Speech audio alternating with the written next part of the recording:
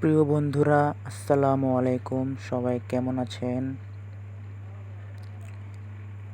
আশা করি সবাই ভালো আছেন। আজ শুক্রবার জুমার নামাজ শেষ করে ভাবলাম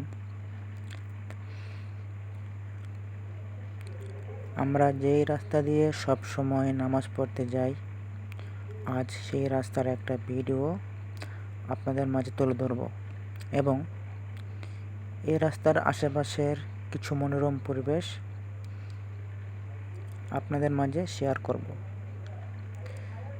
তাতে করে আপনাদের কিছুটা হলেও ভালো লাগবে।